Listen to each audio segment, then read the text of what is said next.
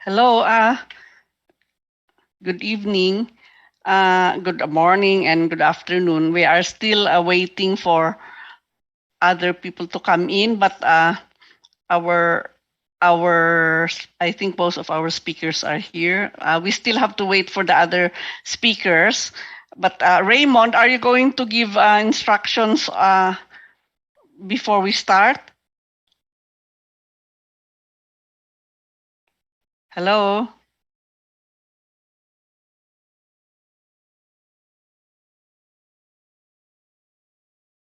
Hello.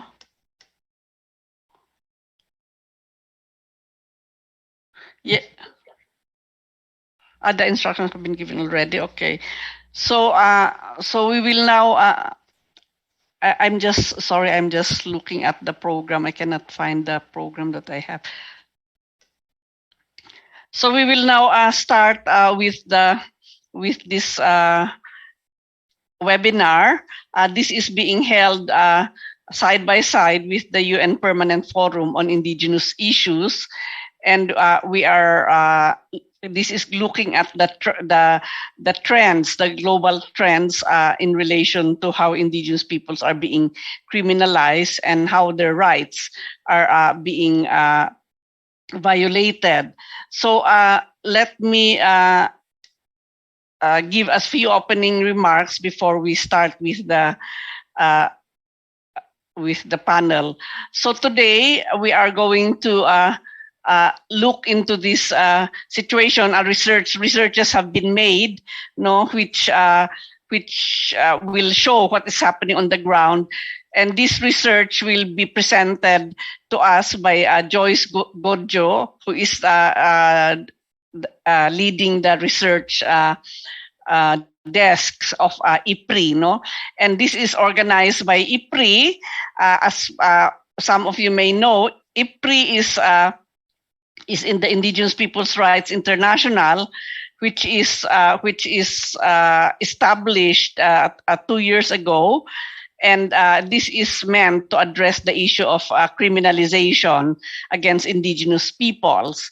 And we determined that it's important for us to be able to establish this institution precisely because of the situation that we see all over the world, not just in Asia, Africa, or Latin America, but even in other countries, rich countries like the US or even Australia, for that matter. So without going into all the details, I would like now to ask Joyce Godjo if she can present a summary, an overview of the results of the research that was undertaken, and later on we will hear speakers from Mexico, the Philippines, Brazil, India, and the Democratic Republic of Congo. I will introduce them as they are going to speak. But for now, we would like to hear the overview, Joyce, and so I'm giving you the floor. Thank you very much, Vicky. I'll just share my screen. So this is, voila. So I hope, I apologize also for my lighting. So hope you can see me, but more importantly, I hope you can hear me. So I won't take very long on my presentation, hopefully provide more time to our country partners, next set of speakers. So, so generally, my presentation today would be are highly based on the report that have been done by our country partners, by our 6 country partners, so Brazil, Colombia, Mexico, DRC, and the Philippines. So the text here that I'm presenting to you now are mere snapshots of the cases that they have recorded, along with their partners on the ground or from the community. And also to highlight the issues that have been or present the issues that have been highlighted in each of the reports. So the reports, a pre-publication version of the country reports is available online, which I will share in the chat after my presentation. But generally, so based on the cases that had happened or the reports from our country partners and also from secondary sources or from other reports, it remains that hate speech or vilification or smear campaigns, both offline and online, are linked to many of the cases of these human rights violations. And those that are done via social media spread faster and have wider reach. So I think we're all familiar with how social media is linked to the issues on fake news. So particularly in Brazil, there is a high concern with regards to how social media is used to even further the gap or delegitimize how Indigenous peoples defend their rights and incite hate from those that are non-Indigenous or unaware of the struggles that Indigenous peoples are going through. And that's the same in all of the countries. Also, what I wanted to highlight, the other things that we wanted to highlight, the violence and attacks are extended to the collective and vice versa. So the collective would either be the organizations, referring to organizations, or the Indigenous groups or communities. And in many cases, Indigenous leaders are those that are particularly attacked, which is the next point, but also their families are put in danger. Primarily this to instill fear on Indigenous leaders or the most active members of Indigenous communities, particularly in defending their rights against development aggressions often, or in highlighting the gaps of the state in protecting and promoting their rights, individual and collective rights. Also, what we wanted to highlight is the cases of killings and criminalization, or cases of displacement, torture, and forced disappearance. They don't happen, they happen, often they happen all together. So one attack would involve like several human rights violations. And I think that has been established, that has been established in other reports, and also largely these observations, these trends that have been observed have also been established by reports of former Special Rapporteur Vicky Tauli, of course, who had introduced or opened this webinar that we're having now. Also, many of the human rights violations are justified under security or anti-terror laws, where Indigenous peoples and activists in human rights defenders are tagged as members of armed groups, or red. In the Philippines, it's called red tagging, wherein Indigenous activists and leaders are tagged as members of communist groups. In India, they're either tagged as Naxalites or Maoists, or those that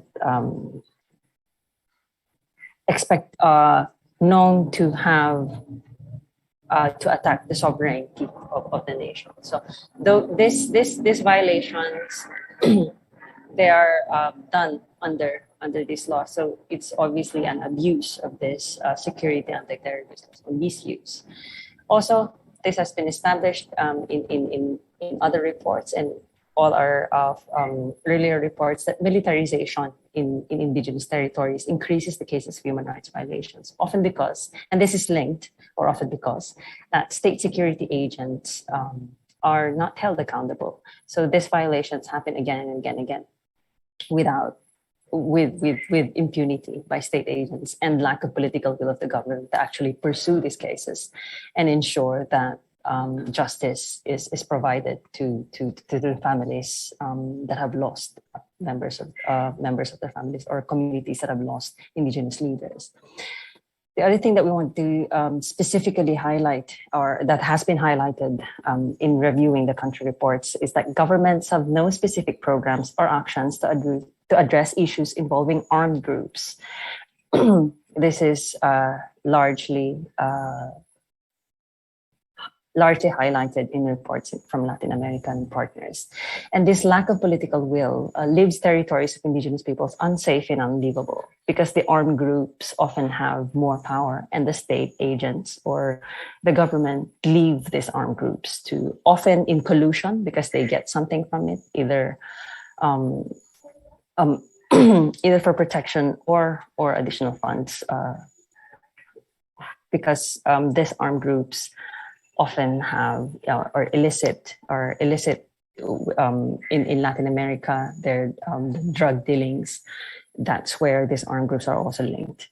And mostly, so it leaves territories of indigenous peoples politically unstable, and they are unable to. They're forced. So it's also a form of forced displacement. So they're forced to leave their territories because they're unable to live safely, and they're able to do their livelihood or practice the cultural or spiritual practices.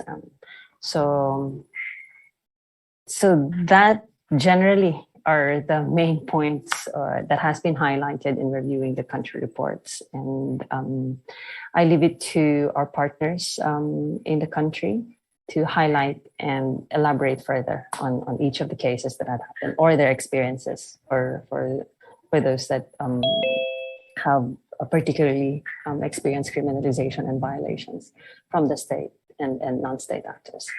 And with that, I end my presentation. Thank you very much.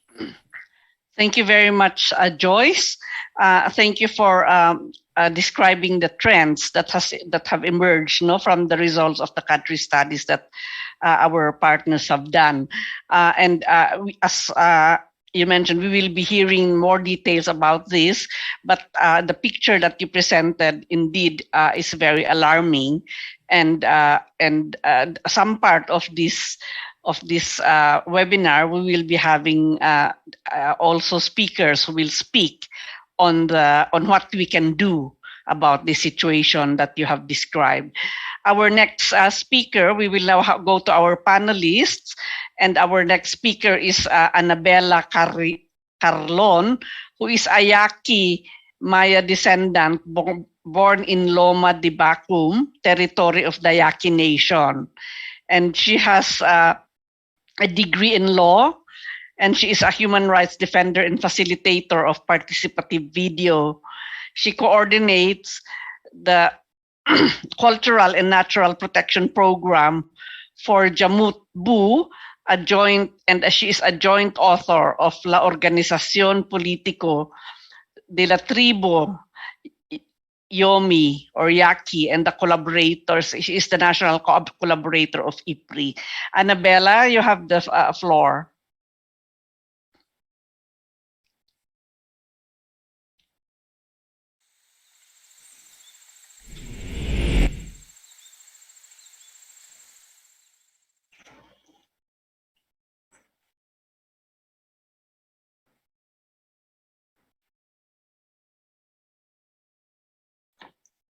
La comunidad de Paso de la Reina está en la región de la Costa Chica en el estado de Oaxaca.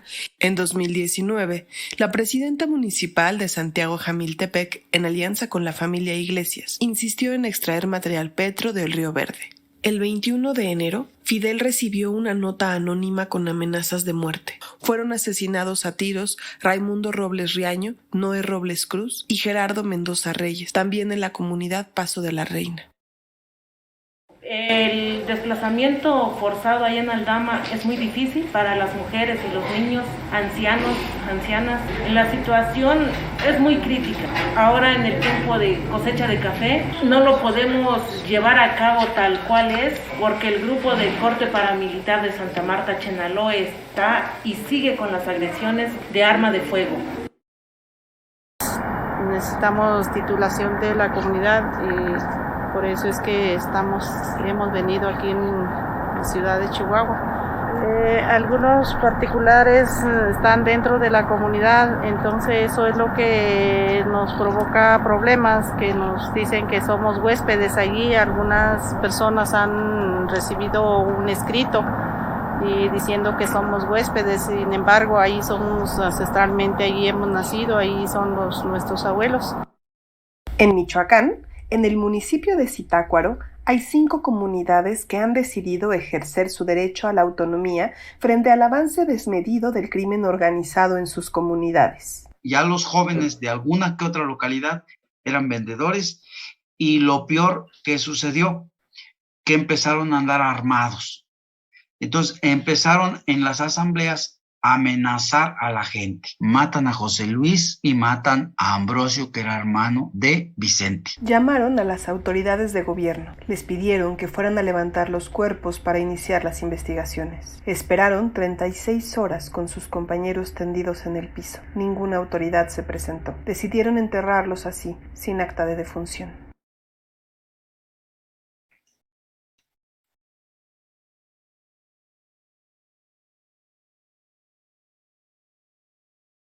Gracias. Thank you very much. The Mexican government has been recognized internationally because of signing and ratifying international conventions with a progressive perspective of human rights. The fact that they can carry out these actions in indigenous communities has led to many struggles in many years, and unfortunately we are here to talk about violations of human rights during 2021, especially when it comes to violence, impunity, and criminalization suffered by peoples and organizations who have problems related to the land and who defend their rights when it comes to hydroelectric, hydropower, and different conflicts. The situation of indigenous peoples becomes more and more alarming, taking into account the high level of conflict that we see, especially when it comes to organized violence, which leads to killings, persecution of leaders, and criminalization, among others. When it comes to aggression and human rights violations, organizations, together with the operative team of IPRI in Mexico, have documented 16 cases where we have seen 7 different serious violations of human rights during the year 2020-2021. The main violations, human rights violations, have to do with killings, criminalization, forced disappearance, forced displacements, and land grabbing. Also, the violation of to the free, prior, and informed consent of the right to judicial personality. We have identified 2 kinds of cases. One is harassment and the other one is discrimination. When we talk about harassment, we find killings as a result, and in Saratícuaro, Michoacán, the communities Masawe, Yanyu, and the 5 communities who have defended their lands and who have decided to exercise their right to free determination against organized crime. We have seen Ambrosio Guzman, Juan Chavez, who have been killed, as you saw in the video, and their families called the authorities in order to get their bodies. And they waited for many hours without seeing any of those agents of the authorities. The corresponding investigations have not been launched, and their demands were very clear: to have the acts of death of their family members, and they have been threatened and criminalized because of this, because of getting these bodies without an investigation being launched.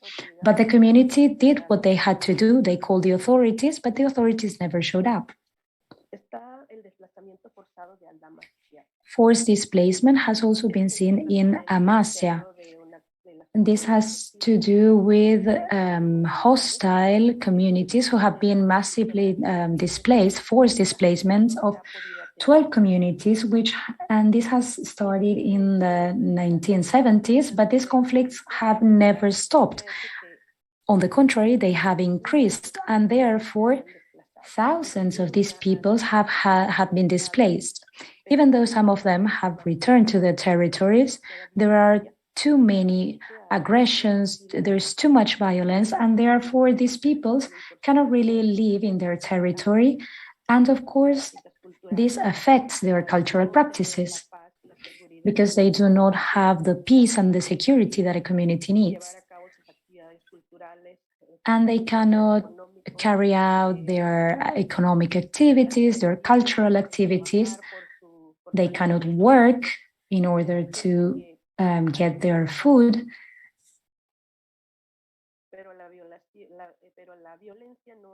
And unfortunately, violence has not really allowed them to live in peace.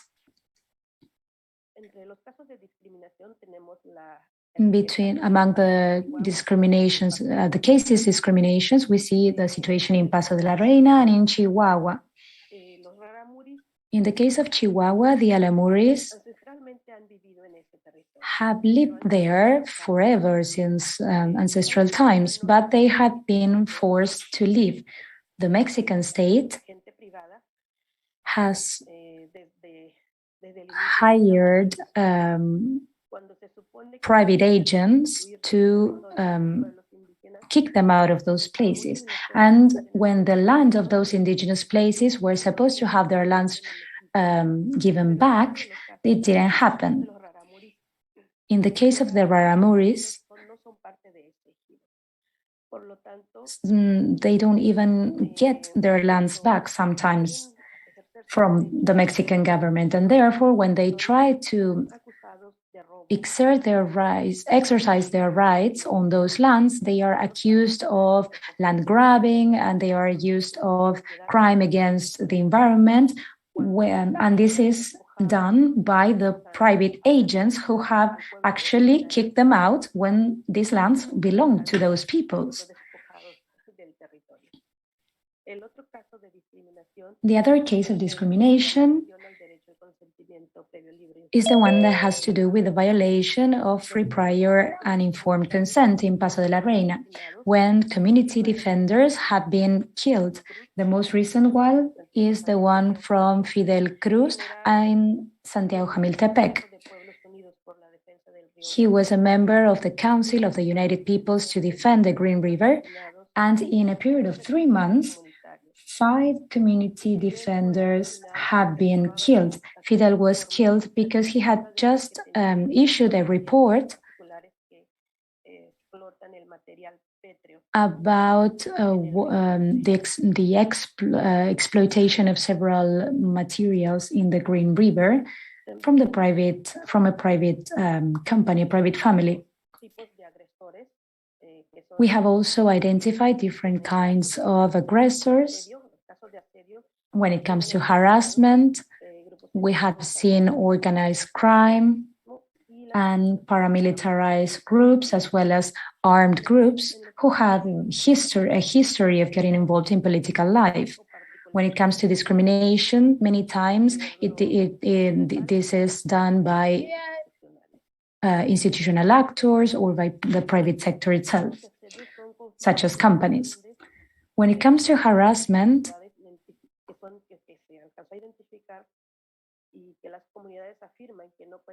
communities say that they don't have any legal framework that can protect their collective rights.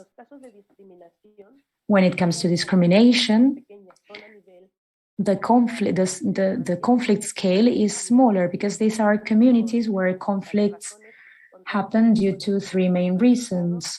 It has to do with the political control by the state, the natural resources, and others.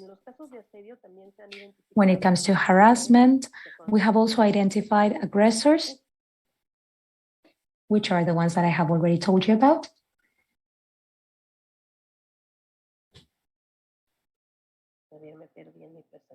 I'm sorry, I got lost in my presentation.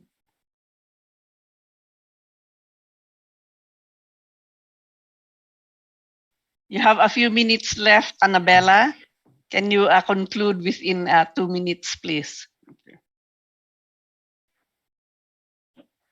Sí, gracias.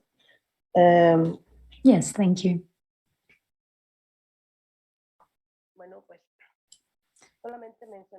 Well, I would just like to say that there is structural discrimination because the recognition of agreements that have already been signed and the protection of human rights have been refused. And at the same time, the state is the one criminalizing all these movements? Thank you very much. Thank you very much, Annabella. Your presentation has indeed shown very clearly how criminalization and violation of the rights of indigenous peoples is happening in Mexico, and you have clearly identified who are the actors responsible for this, which of course includes the state, as well as the private, as well as the land grabbers, the ones who want to take over their lands, and also organized crime, no?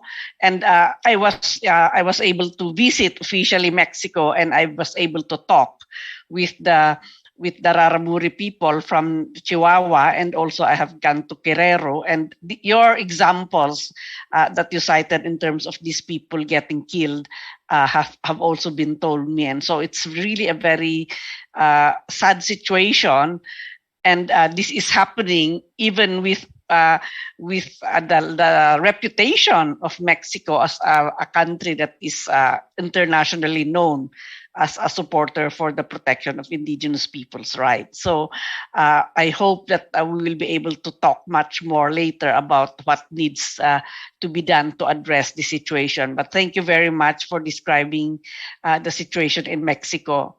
Our next speaker is Wendell Bolinger. She is an indigenous Igorot activist in the Philippines.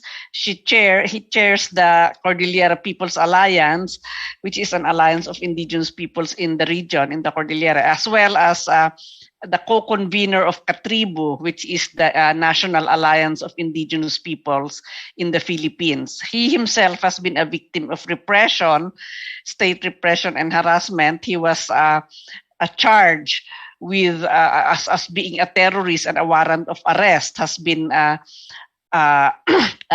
released for him, and he was detained for some time until finally the case was dismissed in court, in June of 2021. So we'd like to hear from Wendell. Wendell, you have the floor.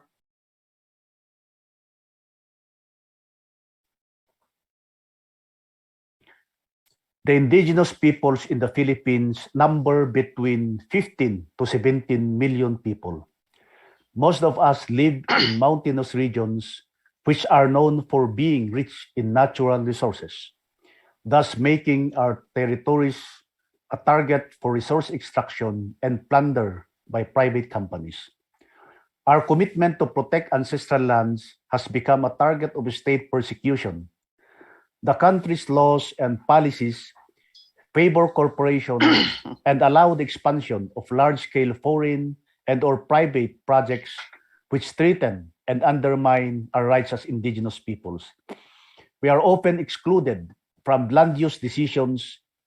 Even our free, prior, and informed consent is systematically violated, rendering us susceptible to expropriation and displacement. When indigenous leaders and community members speak out against massive destructive projects, state violence intensifies. President Duterte began his term with Operational Plan Kapayapaan, renamed Kapanatagan, a counter-insurgency strategy with an indigenous people-centric approach. He issued Executive Order Number 16, mandating all government agencies to implement and align their activities with the national security policy. Individuals and groups are labeled as members or fronts of the Communist Party of the Philippines New People's Army, a frequent weapon employed by state elements to stifle legitimate dissent and criticisms to justify state attacks. Such practice worsened upon the establishment of the National Task Force to End Local Communist Armed Conflict, the principal agency in implementing Executive Order 70, or the whole of nation approach, supposedly to end insurgency. No distinction is made between civilians and armed combatants, such that civilians are often targeted by state repression. Despite strong opposition, the so-called Anti-Terrorism Act of 2020 was reloaded and enacted the law's overbroad and ambiguous definition of terrorism puts human rights defenders and indigenous peoples in danger. It effectively gives government agents excessive and unrestrained power as it enables the Anti-Terrorism Council to just criminalize suspected terrorists. Anti-insurgency policies and legislations are dangerous for indigenous peoples as this will only worsen the widespread harassment, red tagging, and terrorist labeling, trump-up charges, and illegal arrest and detention, shoot-to-kill orders, the declaration of persona non grata against indigenous organizations, the forced and fake surrender campaign of the military, militarization of communities, and extrajudicial killings, among other human rights violations. In 2020, 16 indigenous peoples were killed, victims mainly coming from the Tumandok indigenous peoples who were massacred for their opposition to the Halaor Dam and Panay Dam, and 6 non-Moro indigenous peoples whom were likely killed as a result of land conflicts in the Bangsamoro region in Muslim Mindanao. In 2021, 21 indigenous peoples were slain, including a series of killings of non-Moro indigenous peoples in Barm or Mindanao, the Atis and the Dumagats from the infamous Bloody Sunday Massacre and the second Lianga Massacre in Mindanao, killing a 12-year-old female student. Sandogo, the movement of Moro and indigenous peoples for self-determination, summarizes incidents of documented attacks against indigenous peoples from 2016 to 2020.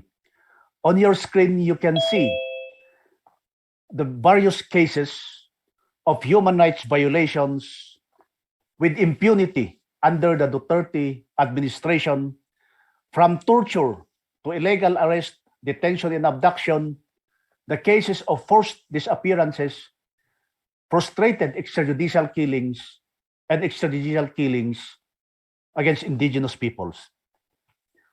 Many development aggression projects commenced without the genuine, free, prior, informed consent and have been fiercely opposed by indigenous peoples and their communities with the support and active participation of politicians, civil society organizations, and even international advocates and organizations.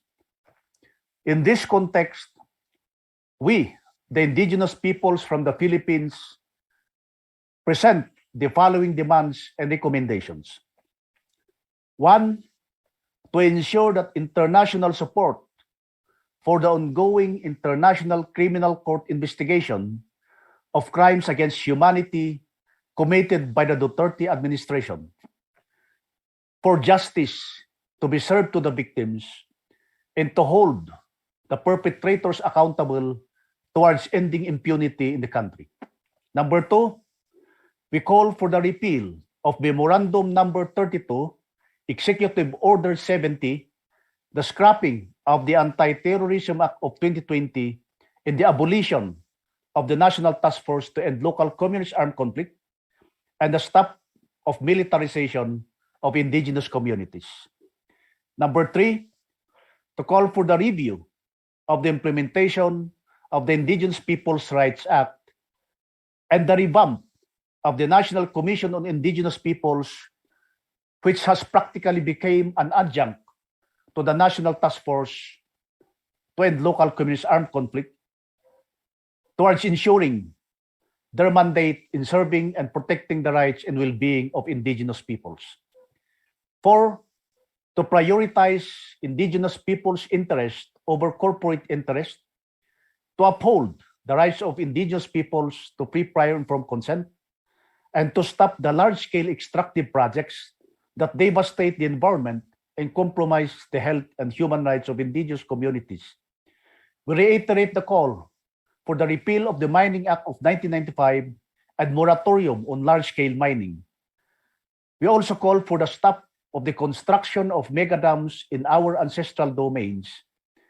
And 5, to offer protection and sanctuary support for indigenous peoples, human rights defenders, and victims of Duterte's crimes to enable them to access justice and freely testify without fear losing their lives. Thank you very much.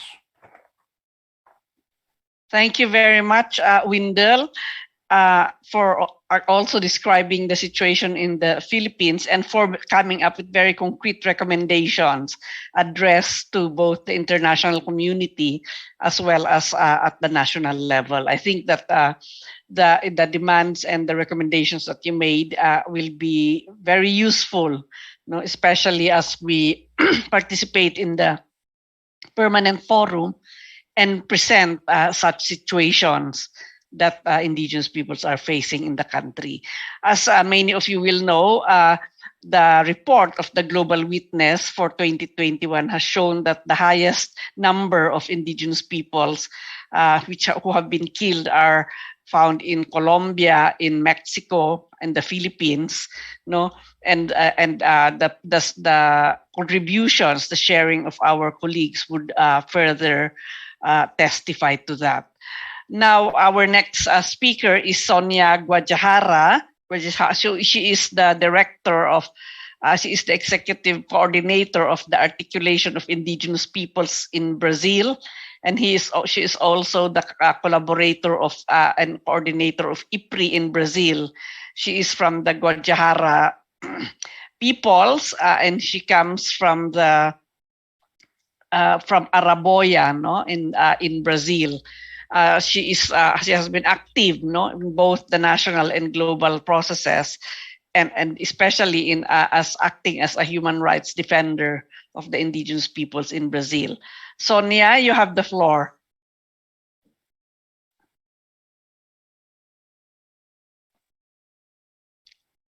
Is Sonia there? Olá, Olá, bom dia. Bom dia. Meu vídeo não está liberado. Hi, good morning.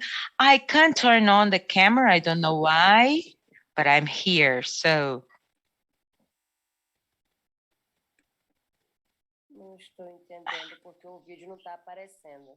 I don't understand why my camera cannot be turned on. So. But you can still speak. Maybe it will come later. Let's start. Okay. I don't know what seems to be the matter, but well, good morning to you all. It's an honor to be taking part of this side event on the 21st Permanent Forum of the United Nations of Indigenous People. And that's why I'd like to thank IPRI for the invitation. And I'd like to share with you today some thoughts on the situation that's currently taking place in Brazil. This has been a really violent week. And that's why I'd like to stress and highlight the impacts caused by the illegal mining, where a child was brutally violated and was killed. And another child was thrown into the river and is currently missing, a 3-year-old child. And that was carried out by the illegal mining workers. And right now, there is a conflict going on in the state of Pará with the peoples of that area. There's some people from a neighboring municipality. They invaded our lands to do some hunting, animal hunting. And so there is really a huge policial contra os conflict escalating there. There are the law enforcement agents are there, and they are very aggressive to the indigenous activists. So this is a very tense moment we are going through in Brazil, because there is this hate speech advocated by our president, the president of the country himself, against indigenous people. So, and besides all that violence going on, there's racism in every instance. So that's the criminalizations of the indigenous leadership right there.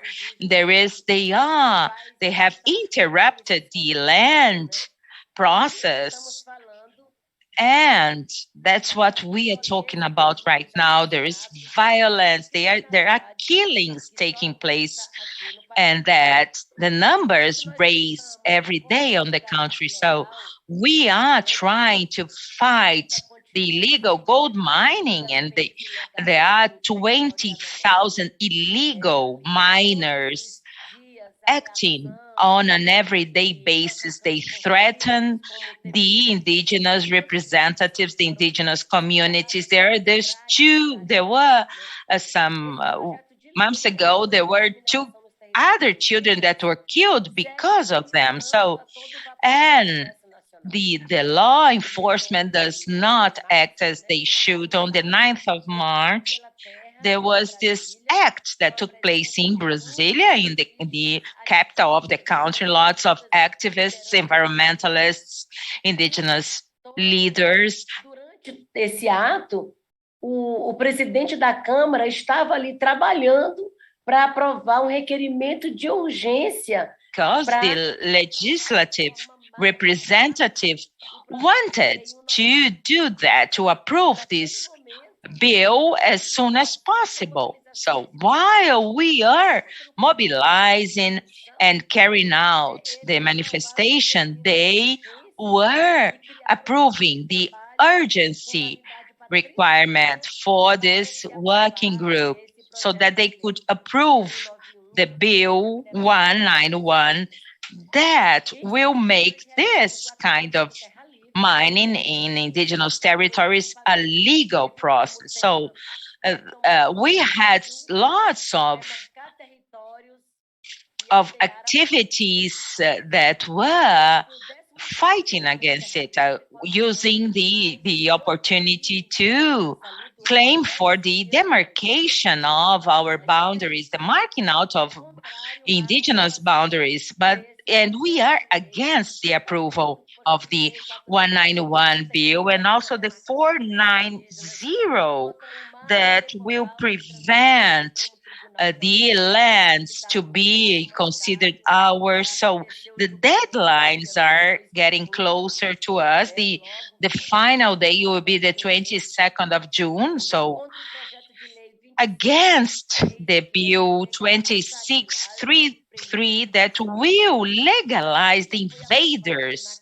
It has already been approved in the first instance of our legislative. So this land grabbing movement is something that affects us immensely, and we have to go against such destructive measures, but also the consequences will reach everyone, not only the indigenous people. So, in the long run, everybody will suffer the environment threats and the environment compromise, and as a consequence, mankind will suffer the effects of such process, a destructive process. We are going through a very tense year because there's going to be elections in October, and they aim to accelerate the approval of those anti-indigenous measures. But we as activists have decided to face and to live up to this challenge right now, to raise to the occasion. And we are not taking part of the decisions as we should. And that's why we are launching a group of indigenous people for the next elections, for the legislative elections, and for the Senate. We want deputies, the MPs, to be representatives of our group of indigenous deputies and senators and so on, because we feel that now is the time to make a difference. And we have to face such challenge. And we know that violence is coming up, because since there is this contest, the competition, the persecution is increasing. But we will not stand aside. We will stand up for ourselves, and will be decisive for the building of this country. 5 centuries, and only one MP, Mário Juruna, who was an indigenous person in the parliament, and now we have Joana Apichana, and we are working for her re-election, but we want to increase that group, because there are other voices that are very active and deserve to be heard. And that's why we are calling ourselves the Caucate group of the parliament. And we are looking for the support of the international community. We want to go on against such violence, that we must stand against the violence against our children, against our young people, against our leaders, because we cannot go on living in fear. We cannot stand aside and see our representatives being killed, even within the indigenous communities. And at the same time, we must fight against the criminalization of the indigenous rights. That's not a struggle for our rights. It's a struggle for our lives on a daily basis. That's what goes on. And that's why we must advocate for our own rights, our own constitutional rights. And we need the legal support of the federal constitution. And we may not let the constitution being torn apart and our rights being torn aside. Right now, we have lots of indigenous people that are crying and desperate for the loss of these children that were recently killed. And we want them to be punished for their crimes, for their sins. And we have to stand for the Yanomami territory, the Yanomami lands, the Uruku lands, and everybody, every group of indigenous people. Thank you very much. Thank you very much, Sonia. Obrigado, Sonia. Thank you for elucidating on what is happening in Brazil, as well as the actions that you are taking. We have been monitoring closely the national mobilizations that you have been doing to protest against the laws that are being put in place to further discriminate against indigenous people. So we wish you all the best in your efforts to stop these laws from these bills from becoming laws, and also wish you all the best in getting your representatives to win the elections this October. We are also having our elections here in the Philippines in May, 2 weeks from now, and we hope that we'll be able to also get indigenous leaders into political decision-making bodies. Thank you very much. Now I would like to call on Dilip Chakma, who is a member of the Chakma people in Bangladesh. He is a lawyer who has been working with several human rights organizations and networks, including the Asian Center for Human Rights. Dilip is also the founding president of the Indigenous Lawyers Association of India and the director of the Indigenous Peoples Rights Advocacy Center, IRAC, and a collaborator of IPRI. I have to correct my mistake. He is based in India, no, not in Bangladesh, as I mentioned earlier. So Dilip, you have the floor. Thank you, Victoria, for the introduction. Am I audible? Yes, you're okay. We can hear you. And good evening from India to everyone who have joined in this program. So in my brief presentation today, I will be trying to provide the overall situation prevailing in India and on this theme of criminalization against indigenous peoples. And at the concluding part, I will try to take up a couple of cases from the annual report to kind of highlight the trend that prevails in the country in the last 1 year. To start with, in India, in fact, the government don't maintain any disaggregated data. So we don't have any data, for instance, on the number of indigenous peoples who have died in custody, both judicial or police custody in the last 1 year.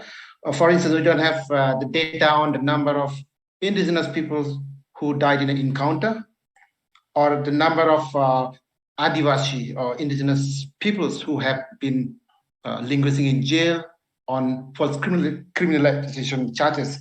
So in the absence of this kind of data, it is kind of difficult to get the actual figure or to understand the gravity of the actual situation in the country. However, with whatever information or documentation organizations conduct, we kind of get a sense of the trend that prevails in the country. Like Joyce has mentioned in the presentation briefly, that in fact in India, during the period from the month of March to December, we have documented or intervened in 77 cases, in fact. And I just have had a look at the updated number of cases. So between the period of March 2021 to July 2021 to March of 2022, we have actually 121 cases of rights violation against indigenous peoples in India. If we analyze the data, in fact, 50% of these cases involve criminalization against Adivasis. In fact, 60 cases out of 121 documented cases during this period were particularly on criminalization of indigenous peoples. How does it happen? Most of the time it will be by the police forces or by forest officials, during eviction drives. Or also there are cases where atrocities have been inflicted by non-state actors, even armed opposition groups, for instance. And these cases have been reported from the length and breadth of the country, everywhere. And in fact, so like I said, there's no disaggregated data at a country level maintained by the government. So we can kind of, presume that the actual situation actually in the country could be far worse than what is being reported. In fact, the crime reports by the government, by the Home Ministry, kind of give an indication on certain aspects. Like if we look into crimes against STs, or the scheduled tribes or the scheduled castes, in fact, we see an increasing trend from 2018 to 19 to 2020. In fact, in 2017 or 18, we have around 6,500 cases against scheduled tribes and scheduled castes, which increased to 8,000 above in 2020. And in fact, during this period also, we have seen a marked increase of 15% of crimes against women and children belonging to scheduled tribes.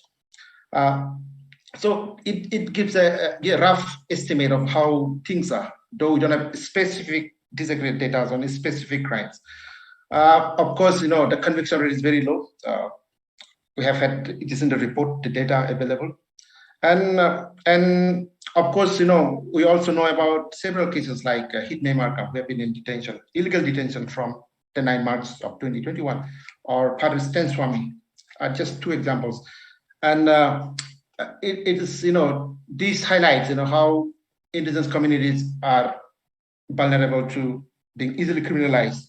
How does it operate? Like if we look into Hitman Markham's case, the authorities will slap you with numerous cases, 5, 6, 7 cases, so that when you obtain bail in one, you are detained in another one, which is why Hitman Markham, for instance, despite she being in detention for more than 1 year, she had not been released from jail because of this plethora of cases slapped against her on several under several draconian provisions from the unlawful activities, the UAPA Act, for instance. So another concern in India could be the militarization.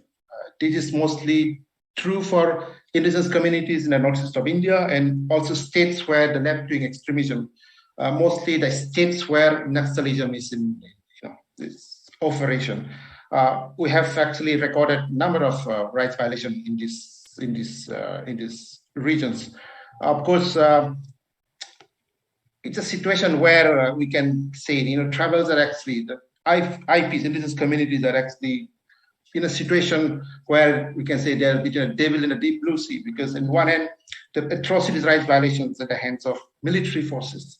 Again, on the other hand, we have also recorded a number of cases where indigenous communities face atrocities at the hands of the Naxalites, on suspicion of being informers of the government agencies.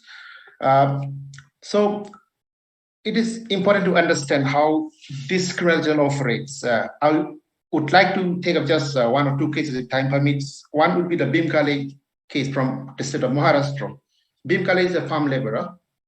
He belongs to this Padi community, an indigenous community from the western southern part of the country. So Bhimkali belongs to this particular Padi community, which have been, criminalized during the British time. This Padi is one of the community that have been branded as criminal tribe. Despite this tribe being denotified after the British left India, after independence, this community, like several other communities that have been denotified, continue to face this criminalization. So Bhimkali was suspected of being, of having committed a crime for the only reason that he had been seen somewhere, on his motorbike near a scene of crime. So he had been arrested and kept in jail or custody for 7 days, despite the criminal code allowing you to only be detained for 24 hours before you to be produced before the magistrate court, which didn't happen in his case. In fact, subsequently, he died in hospital, and there have been signs of torture in custody because he had 2 broken legs. And in fact, we have intervened with the National Human Rights Commission in this particular case. And in fact, NSRC was pleased to serve notice to the government to send details, which the government failed in 2-3 months' time, until the NSRC was forced to serve a final notice to submit reports. And last week, 7 policemen actually have been charged with crimes under various sections of the IPC. So this one case where easy vulnerable communities belonging to certain specific communities fall prey to this legacy. And another case I would like to highlight would be from the area where the Armed Forces Special Power Act is in place. From the state of Manipur, this Mangwela, he belongs to the Kuki tribe. He had been killed in a alleged encounter, but he turned out to be an innocent young man from the state of Manipur. Subsequently, the authorities tried to strike a deal with the families, with the NGOs at the local level, which again failed to result into anything productive. It is important to understand how impunity operates in states where militarization is prevalent. For instance, Manipur in this case. We have to understand that when a case involves the military forces, the way the authorities deal with that case is different because there are specific laws that provide immunity to them. For instance, the National Human Rights Commission have restrictions in dealing with certain cases that involve a military guy. For instance, in this case, despite the family filing a first information report or a complaint with the police, nothing happens, because ultimately, in order for the authorities to prosecute the armed forces or a member of our military group, they have to have the sanction of the government, which is very, most of the time, doesn't come. And like I said, specifically the NSRC, the National Human Rights Commission, is barred from taking action against such cases. All that the NSRC can do is send a notice to the government, ask for reports, and recommend something, nothing else beyond that. So, which is why I thought it would be relevant to highlight this case in understanding how impunity operates in certain specific cases, especially when it involves a military person. So, in conclusion, I would say, it is something to do with the legal administrative framework in India, that is particularly susceptible to be misused in a way that adversely affects indigenous peoples. Which is why I think there's a need to advocate for positive, constructive changes in certain legal framework. Also, there are discriminatory laws, say the APSA, UAPA, or different forest legislations in the country that still operates. These laws also needs to be looked into, and meaningful changes needs to be brought into this. Also, access to justice is something that I always, bring up, because indigenous communities, because of the situation they are, because of the historical and social context they live in, they find it very difficult to mitigate through the legal system. So one way would be, to make the access to justice easier and cheaper, and one way would be to say streamline what in India operates as the National Legal Authority Act that supposedly provides pre-legal aid, but it doesn't happen in real. So one way would be for the government authority to streamline the way the pre-legal aid system operates in the country. So I think I will end my presentation here. Thank you very much. Thank you very much, Dilip. And thank you for again elaborating on how the laws themselves are the ones that are causing these problems for indigenous peoples, and reiterating the need to revamp or remove such laws that are discriminatory to indigenous peoples. Also, your stress on the whole issue of how militarization happens in some communities, and the biased treatment of perpetrators, wherein there are some laws or policies that are more lenient for them. We will now move to Africa, and our last speaker for this particular panel is Diel Mocheri, who is an indigenous Pygmy Peoples Rights Defender. He is the head of the program Integre por le Development de Pygmy in Kivu, and he is an expert at the United Nations Voluntary Fund for Indigenous Peoples. He is the national coordinator of IPRI in the Democratic Republic of Congo. Diel, you have the floor. Allez-y. Bonjour, chers participants. Bonjour tout le monde. Hello, dear participants. Hello, everyone. Pour moi, un honneur de For me, it's an honor parole to take the floor au cours de cette side during event, this side event, qui traite des questions de criminalisation, which is covering issues of criminalization of indigenous people on their territories, mais aussi qui but also va partager des that will expériences share experience on place des mécanismes how de to résilience implement pour faire face resilience aux mechanisms multiples cas de violation et de against those multiple criminalisation cases of violations and criminalization that indigenous people face. Before I start, I would like to tell you that my name is Diel Mochire Wenge. Je suis l'un I am des membres de la communauté one of the members of the Pygmy indigenous people in DRC, and I work in this NGO as a provincial director, and I also represent the IPRI coordination in DRC. So this is my introduction. For today, I have been asked to talk to you about criminalization, the efforts made to fight it, and the strategies implemented to face or fight this type of criminalization. The issue of criminalization in DRC is not a new topic, but there are less actors working on this, although everyone works on mechanisms to protect human rights defenders. As we observed in 2021, the Democratic Republic of Congo is one of the states that has made international commitments, but unfortunately, their implementation is not effective in the Congo Republic. Regardless, we observed in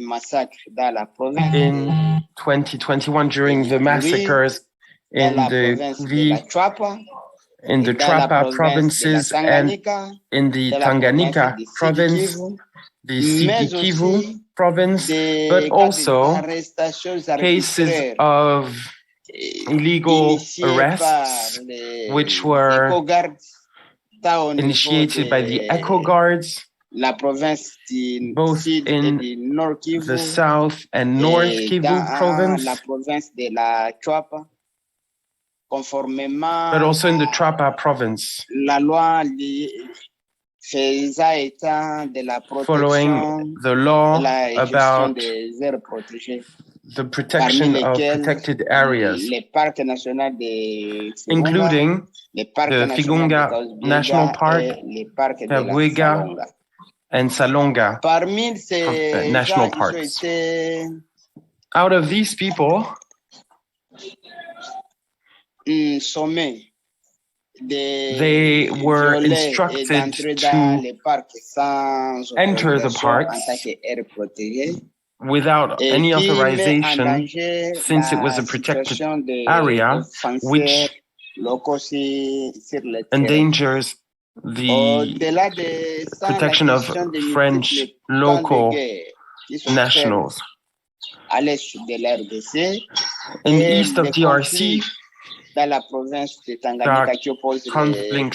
conflicts in the Tanganyika region, a conflict between indigenous people, a conflict of power to access the land. And in several regions of the country, we observed that indigenous people, with regards to land, to access to justice, the issue of defending their rights, are the main causes for their criminalization by the authorities, local authorities. This is why, as an organization to defend the rights of indigenous people, we highlighted several mechanisms at international level, at national level, and at local level. At international level, the implementation of mechanisms to follow up on recommendations of the Universal Periodic Review, but also recommendations and observations voiced by the different treaty committees, including the Treaty on the Rights of Children, the Committee on Discrimination Against Women, the Treaty on Social and Economical Rights, and all those recommendations that we had to follow up on did help us write some arguments with the support of other stakeholders, including civil society, religious leaders, to influence the drafting of the law, which had been going on for more than 10 years in Parliament. And today, the law or the bill is still being reviewed by the Senate after it was approved in April by the National Assembly. Beyond that, we are currently implementing a mechanism to make the law more understandable and organizing dialogues with protected parks managers in order to promote the rights of indigenous people to use these lands, to use their livelihood, but also on the way to negotiate with those authorities about sharing benefits based on Article 8G of the Convention on Biodiversity.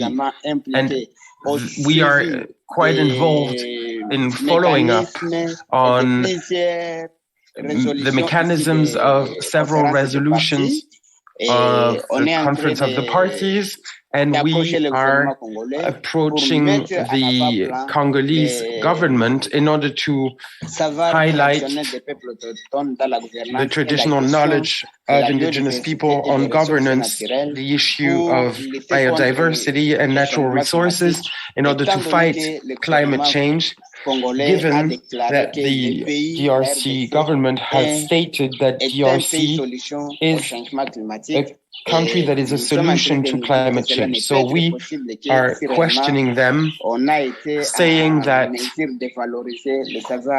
we are able to promote traditional knowledge and cultural knowledge of indigenous people. In the field, with regards to land conflicts, indigenous people are being illegally arrested. And for the Missing Yambas case, a person who was more than 90 years old in the Masisi territory, we initiated and followed up on this case, and this person was let free. On top of this, we had local dialogues in order to secure those lands, which was the reason for those conflicts. And after analyzing the maps, we managed to sign a commitment act with all the stakeholders stating that indigenous people should live on their lands, which should be secured and protected legally. This also pushed us to, or those consultations helped us influence for the adoption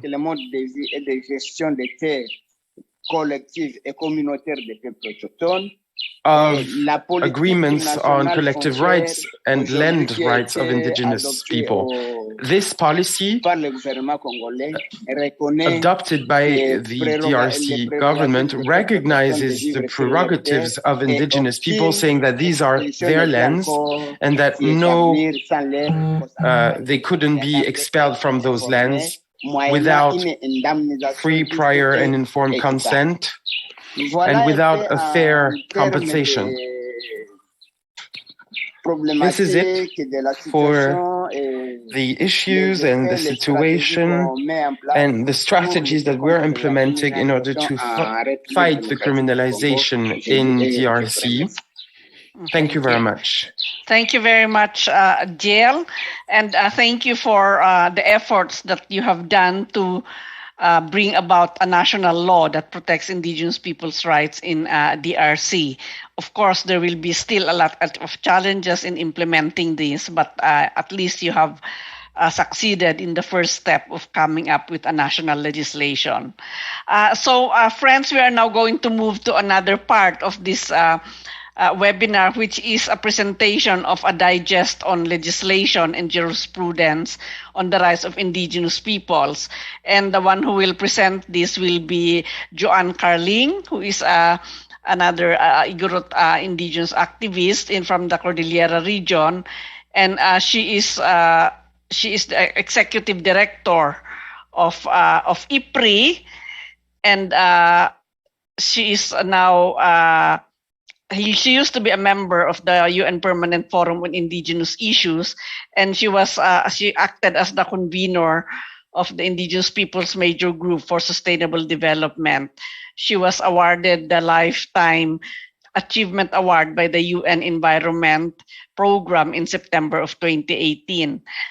Joanne, you have the floor, and then but before you have the floor, maybe I'll just introduce also the reactors, because the reactors will speak after you present the digest. And the reactors are two: Lars Anders Bear, who is a Sami and a reindeer herder from Sweden. He was the president of the Sami Parliament in Sweden in 2001, in the chairperson of the Union of the Swedish Sami from 1993 to 2001. He has been engaged in various indigenous-related matters in the UN system, and he is currently the vice chairperson of the global board of directors of IPRI. And the next reactor will be Samia Slimane, who is a member of the UN Human Rights Office in Geneva, and he works in the area of indigenous peoples and minorities section. She provides strategic direction on the broad range of human rights of indigenous peoples, and responsible for strengthening collective and coherent UN system efforts to advance the rights of indigenous peoples at country level. So I'll have Joanne, and then I'll have Lars after Joanne, and then Samia. Joanne, you have the floor. Thank you, Vicky. Can I ask, I want to flash the front page of the digest, the report. Ivan, can you put it on the screen just so that, everybody, we will share the link later to this. No, Ivan, it's a different one. This is the report. This is the digest. Ivan, it's the digest. But anyway, we will also share the annual report that Ivan has shown. But can you please show the digest? Share the screen. Anyway, I'll proceed with sharing the content of the digest. But first, to say that IPRI has decided to do this compilation of legislation and jurisprudence upholding indigenous peoples' rights at the international, regional, and national level, because no organization has done this. And it's important for us to learn how international bodies, particularly the UN and regional courts, as well as national courts, are actually upholding the rights of indigenous people. Sorry, I have to move. So a group of people just came out of the room. I'm in the UN now with Lars. With that, we undertook this digest and will become a regular report of IPRI. So the content of the one that we're presenting now are the legislation and jurisprudence from January 29 to March 2022. And it contains 8, the title of the case, the human rights body that has issued the decisions and recommendations, the country concerned, and the key issues and the summary reference, the documents, the summary and the reference to the key official documents of these decisions. So at the international level, we have eight cases from 6 UN human rights bodies covering 8 countries. And these human rights bodies include the Committee on Torture, Committee on the Rights of the Child, the UN Human Rights Committee, the UN Committee on Elimination of Racial Discrimination, and ILO governing body. that we can see from here that that the rights of indigenous peoples are already incorporated in existing conventions, and not only under the UN DRIP. So many of those in the UN DRIP are already in this treaty, but in these treaties. We can see that later when we look at these cases. Then at the regional level, there are two recommendations coming from the Africa Commission on Human Rights and 5 from the Inter-American Court on Human Rights, covering Guatemala, Chile, Argentina, and Honduras. And at the national level, which is also very interesting because these are decisions already of Supreme Courts and constitutional courts upholding the rights of indigenous peoples. And these are in the countries of Canada, Ecuador, Kenya, Norway, New Zealand, Uganda, Belize, Australia, and Sweden. Now, the key issues that these bodies from all the different levels are affirming the rights of indigenous peoples to rights to lands, territories, and resources, to traditional occupations, to free, prior, and informed consent, to identity, the distinct identities of indigenous peoples and culture, the right to self-determination, non-discrimination, protection of children from the impact of climate change, which is an interesting decision and recommendation. Also the right to healthy environment, such as from the impacts of mining. This is in the case of Ecuador, for example. And also freedom from torture and arbitrary arrests. So these are the cases. Now I'll just show you a bit of this at the global level. So these are some of the committee against torture and also the Committee on the Rights of the Child. So in the case of the Human Rights Committee in Paraguay, for example, it deals with the toxic contamination of lands, FPIC, cultural right and identity, and the right to private home and family life. The other interesting case is the ILO governing body on the case of Indonesia, where it affirmed the rights, the rights of indigenous peoples for their traditional occupations and their relations to land and to self-identification and indigenous identities. Because in Indonesia, the government is saying that we are all indigenous, right? So the ILO governing bodies is making it clear that there are distinct features also for indigenous peoples. Then, this is just an example. We don't have enough time. So for the regional bodies, I will just cite the example of the Inter-American Court on Human Rights in the case of Guatemala. It observed that the right to freedom of expression in the indigenous context has both individual and collective dimensions, concluding that the collective dimensions of expression, of freedom of expression for indigenous peoples is essential for the realization of their other collective rights.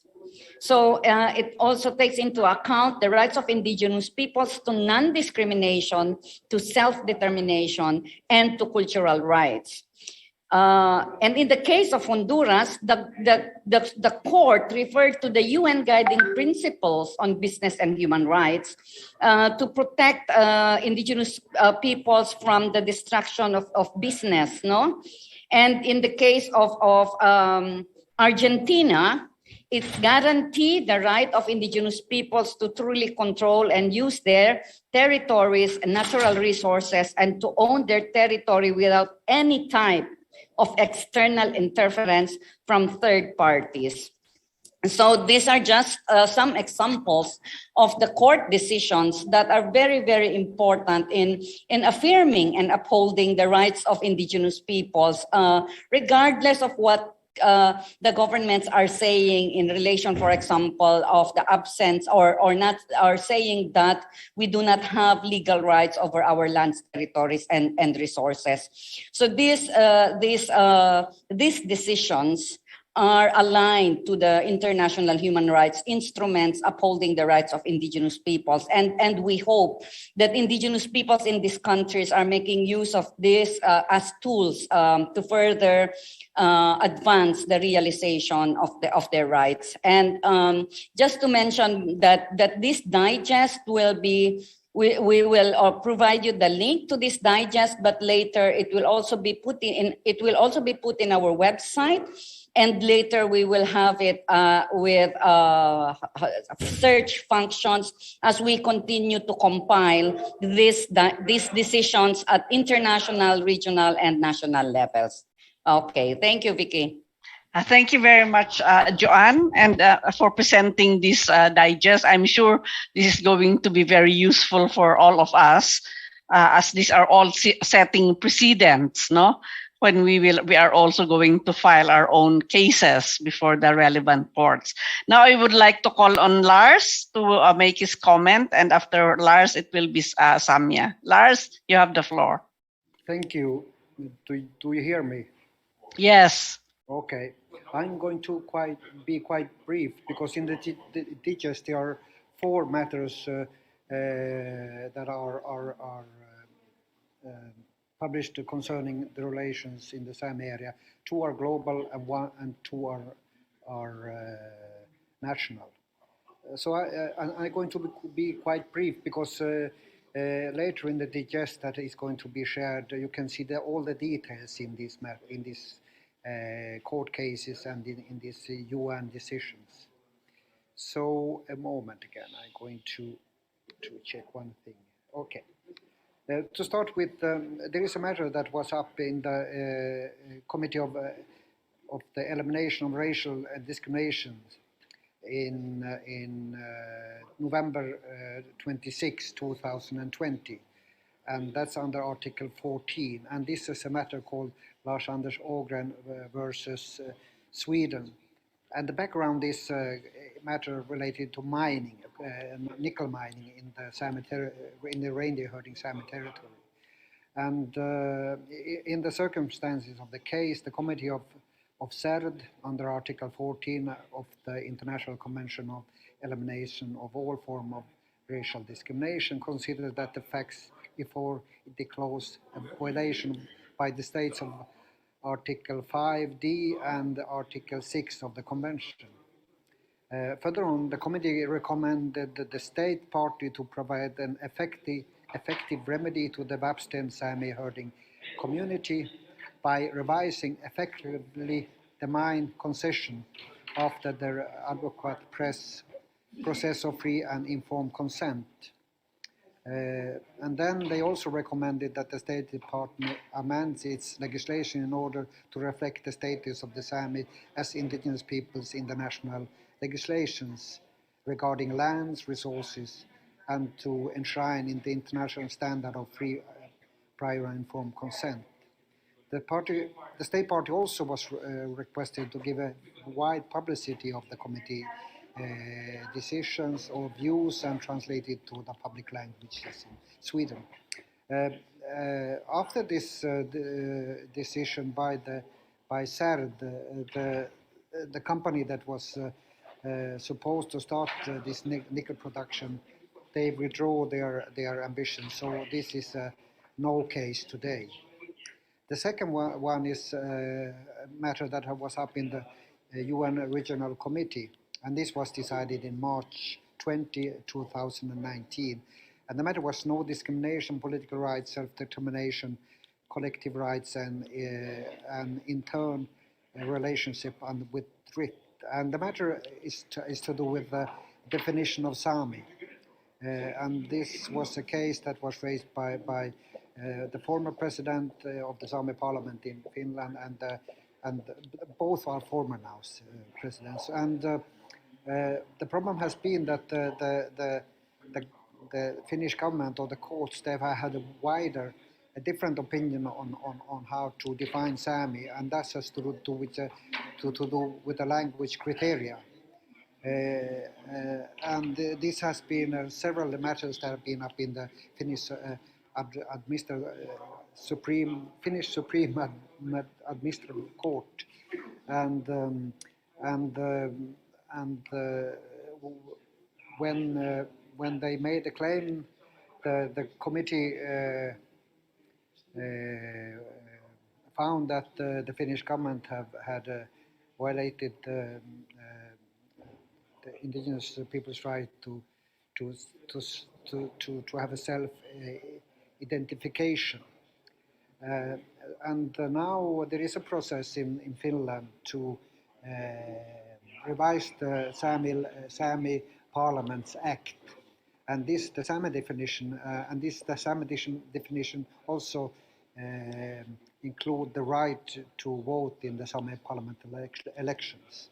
So there is a discussion now, and the Parliament or the government are now preparing a new bill to adjust the legislation, but it is unsure if there is enough support in the Finnish Parliament, but it's a big issue. I can also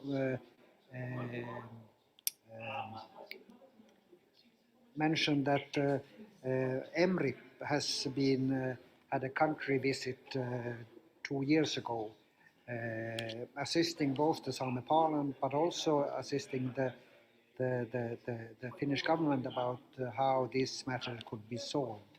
So probably, hopefully, this is going to be solved in the near future.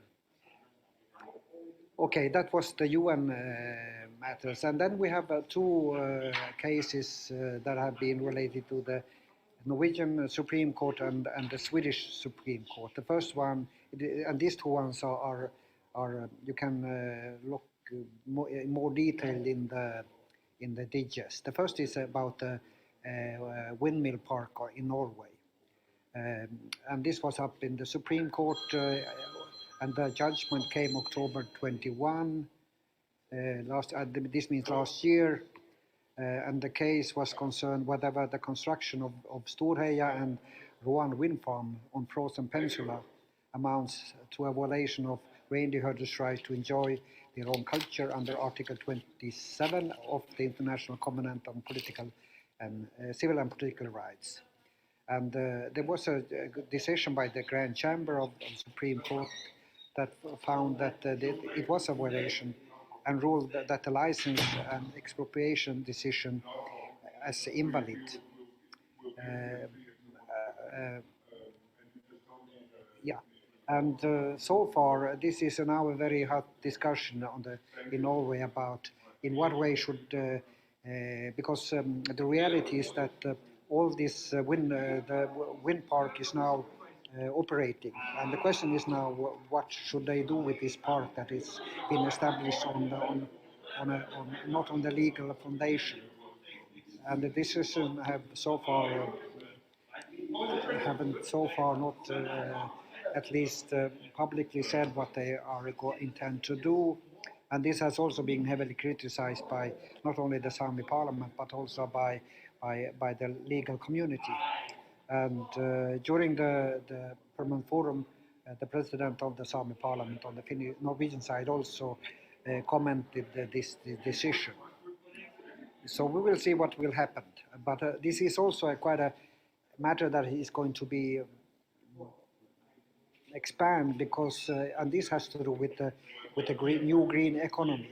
So there is a hot pressure on Sami and indigenous lands now to establish wind parks due to and now with the war in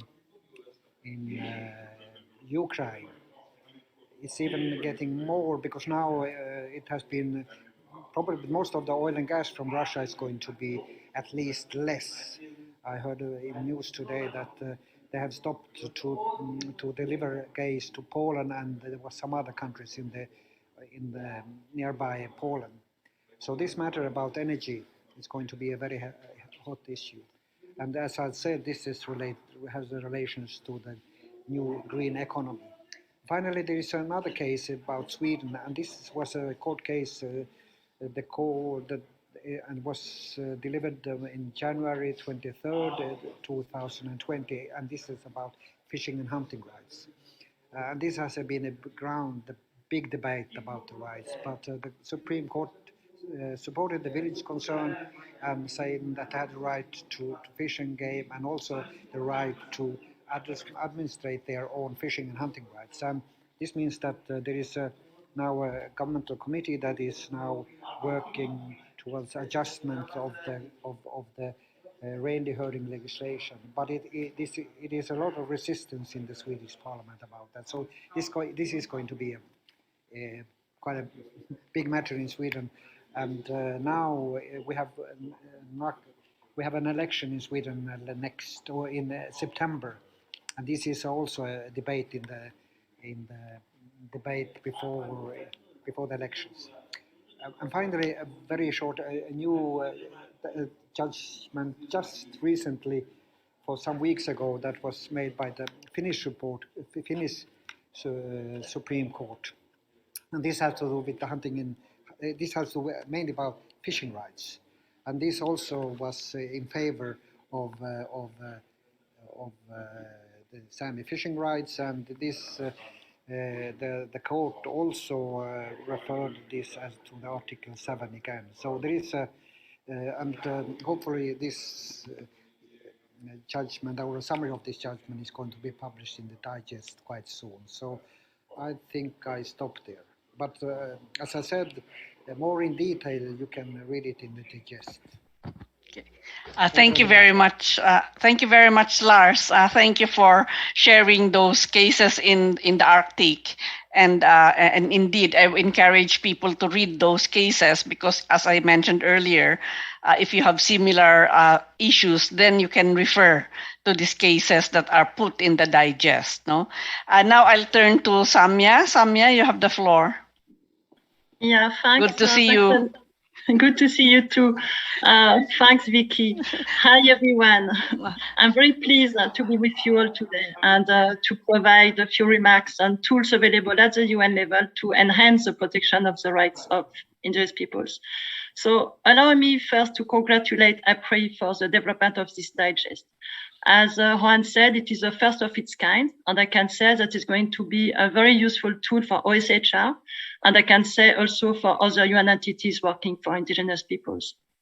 And I read this digest yesterday, and as shown very clearly by the compilation of legislation in relation to indigenous peoples' rights at international level, at regional level, and at the national level, issued by IPRI, we see that court and national decisions and case laws are being increasingly informed by the UN TRIP.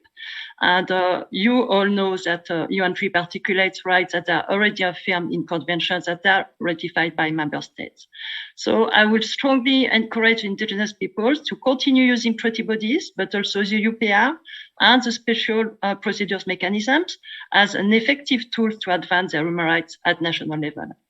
And to build on Juan and Lars' presentation, I would like to bring to your attention recent developments that I believe are relevant for our discussion today.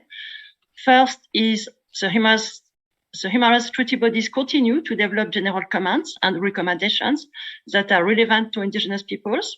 One is a Committee on Economic, Social and Cultural Rights, which is developing now a general command on land and economic, social and cultural rights. As you may know, there has been a call for written contribution, but it's the deadline was last year, August 2021. All information are available on OSHR website. But I completely agree with what was stated by you, Vicky, in your report on criminalization, that the failure to ensure land rights constitutes the core underlying cause of violation of indigenous people's rights. That is why our office will echo the call of some of you that the committee should elaborate a separate general command focusing on land rights and indigenous peoples, and not a broad general command on lands only. The second general command that is relevant for indigenous peoples is that developed by the Committee on the Elimination of Discrimination Against Women, which is currently elaborating a general recommendations on the rights of indigenous women and girls. The text of the draft can be found on OSHR website. Another development that I think is relevant is was made in October last year. The Human Rights Council recognized that having a clean, healthy, and sustainable environment is a human right. This right is already recognized and protected in the African and Latin American regional human rights systems and many national systems. However, international recognition elevates the importance of this right and lays the foundation for future claims to remedy. And the Human Rights Council further decided also in October last year to establish a new special rapporteur on human rights and climate change. I will not go into details on this. You have all information on the website. But just to say that the Council in its resolution last year also underscored the responsibility of all business companies, consistent with the guiding principles on business and human rights, to respect human rights, including the right to life, liberty, and security of human rights defenders, including indigenous human rights defenders. I know we are late, so I'm skipping some information that I wanted to provide. I wanted also to refer to something that OSHR is working on, and I think is key for you, for the rights of indigenous peoples, which is the OSHR Accountability and Remedy Project, which is carried out under successive mandates of the Human Rights Council. It is drawing from 6 years of consultations across the globe, and the project delivers workable recommendations for enhancing accountability and access to remedy in cases of business-related human rights abuse. So I will put on the chat box all the links for you to access all the information that I'm providing now. To go back to the tools, in addition to treaty bodies, thematic and country mandates of special rapporteurs, especially, of course, the special rapporteur on the rights of indigenous peoples, but also the UPR, I would like to draw your attention to other relevant tools and processes to advance implementation of the rights of indigenous peoples. One is the new country engagement mandate of Mrip. As you know, the Human Rights Council decided to expand the mandate of Mrip in September 2016 to also cover country engagement. As mentioned by Lars, Mrip did indeed a mission in Finland, but also in Mexico City, in New Zealand, in Brazil. DL will be pleased to know that Mrip is now considering a country visit in the DRC because we have the green light for the DRC. And Mrip also worked at the request of, worked with the Yaqui parties and Swedish government concerning the repatriation request for the Yaqui Mas Okova. So this new tool, which is not too confused with the special rapporteur's mandate, country visit, is also another complementary tool that could be used by indigenous peoples. And those who would like to get some technical advice of Mrip should make their request directly through the Secretariat of the expert mechanism, and all information are available under OSHR website. I was thinking also that it's good to not to forget the 2030 agenda, and in particular for this topic of today, SDG goal 16.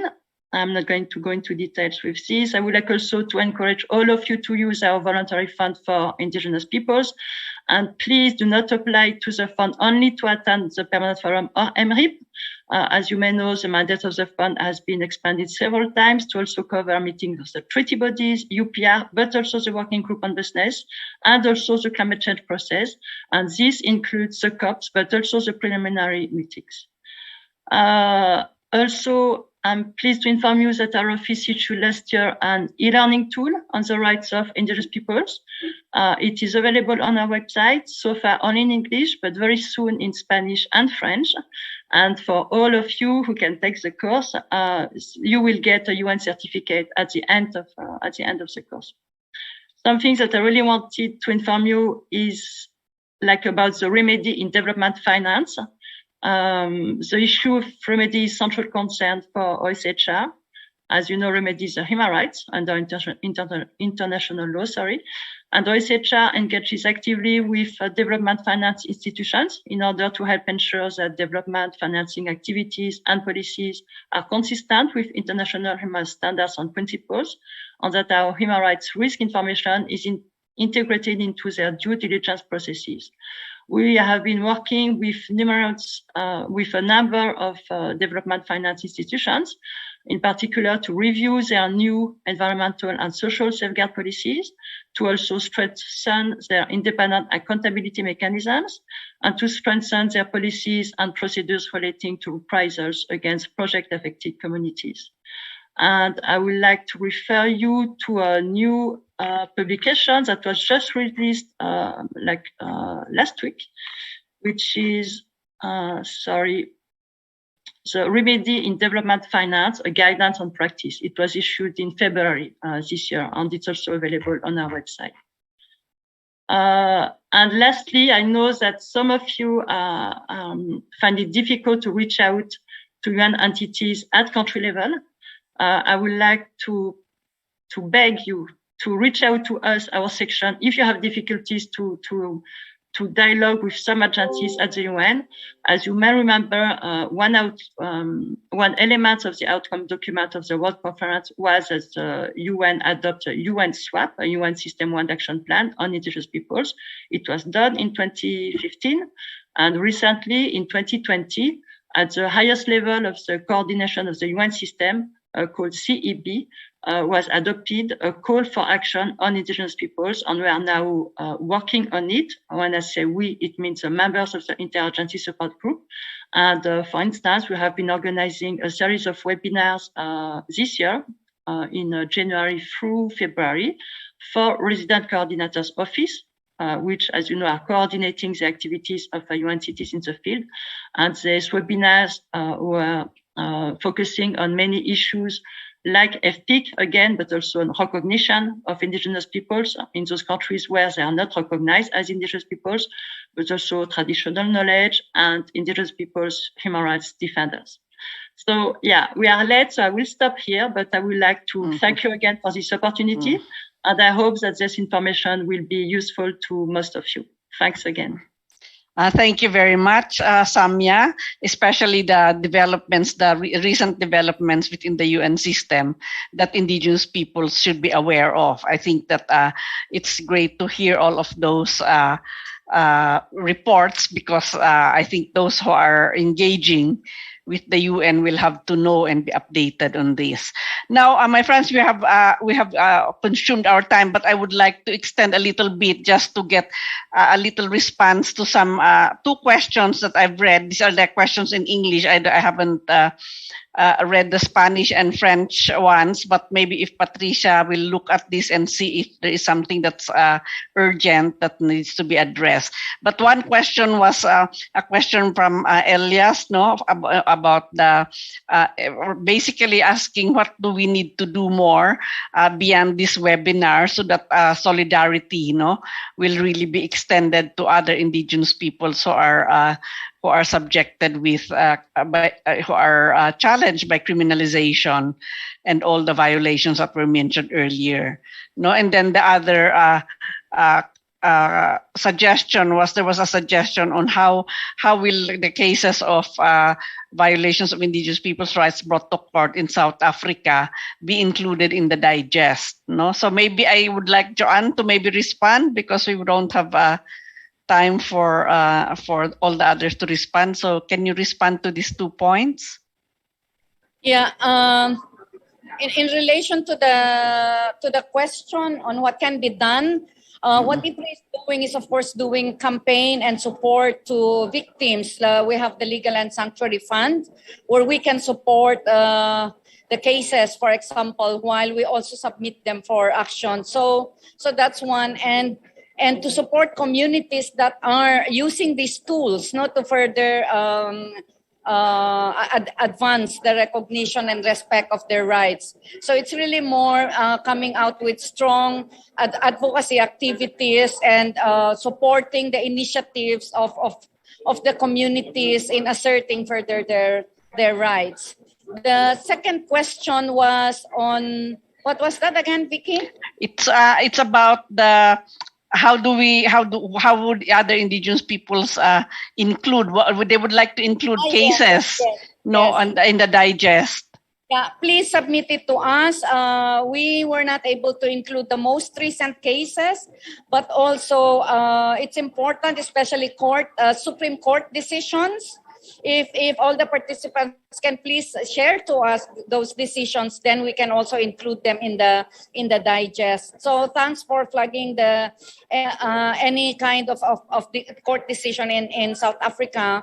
And if you share it to us, we will include it in the next digest. So we will be issuing regular digest as soon as we are able to consolidate at least 15 to 20 cases covering international, regional, and national levels. So I encourage the participants to this webinar that if you're aware of any positive ruling of the courts and upholding the rights of indigenous peoples, please share it to us so we can include them in the digest, and thereby we can reach much more people to be aware of these cases. Thank you. Thank you very much, Joanne. Maybe just to respond to some of your points. One of the things that I've looked into as a rapporteur was looking also into the customary justice system. And indeed, there have also been cases which have been decided by customary justice authorities. So this is something that IPRI can think about, no? Because we would also like to make more visible the way the customary justice systems addresses some issues. So it's something that we can discuss further. So friends, I'm sorry we'll not be able to accommodate any more questions because our time has elapsed. I just wanted to do a brief closing remarks. We have heard... I spoke too quickly because I was afraid for the time. I skipped many things, and I didn't drink enough before because I was stressed, I guess. I was like... Okay. And I'm not used to it. Yeah, and I was pissed. Yeah. Okay. Okay. So we are going to close now. I was just summarizing a bit the content of the webinar. We have heard very concrete cases from Mexico, the Philippines, India, and DRC, as well as from Brazil, no? And these cases will show us that the extent of criminalization against indigenous peoples is still worsening, which compels us to do much more action to be able to address these cases, no? And we hope that those who are victims of these cases are able to also access the resources and the capacities of IPRI to be able to make these cases more widely known, and also to provide services, sanctuary and legal funds to those who badly need this. No, and we also heard, of course, the digest that IPRI has compiled of cases, no, before the UN bodies, the regional human rights bodies, as well as national courts. And these are very important cases because, as I said, this will set a precedent so that when people who have similar issues would file cases in their courts or in the UN, at least they can cite these favorable decisions that were done in favor of protecting indigenous people's rights. I think while we are, of course, very much concerned about the increasing criminalization, the assassinations that are happening, as we have heard from Mexico, from Brazil, as well as the Philippines and in India, also the displacement of indigenous peoples in DRC because of conservation projects. As we hear all of this, I think we should use this as the stories. We should talk more about the stories just to show the world that the situation of indigenous people still remains a serious concern, and the global community has to link hands to be able to address this. Structural racism and discrimination is at the root of this, and in many cases, it's usually related to the efforts of private sector to grab the lands of indigenous peoples. The cases that are filed before the court in which favorable decisions have come out are indeed going to be very helpful for us as we attempt to bring about to bring justice, no, to the victims of human rights, and also to bring the perpetrators to justice. So with this, I would like to thank IPRI for organizing this event. I would like to thank all the panelists, Wendell, Sonia, Annabella, Jill, and Dilip, as well as Joanne, Lars Anders Bear, and Samia Sleiman for contributing their knowledge to this webinar. And we look forward to talking with you. I hope that you were able to get the website and the email address of IPRI so that you can continue communicating with us should the need arise. Thank you very much. And I wish you all the best in your efforts to protect your own rights and to protect your community's rights, and all the best in the work that you are pursuing to strengthen and empower your own people. Thank you very much, and good night, good morning, and good afternoon to everybody. Bye-bye.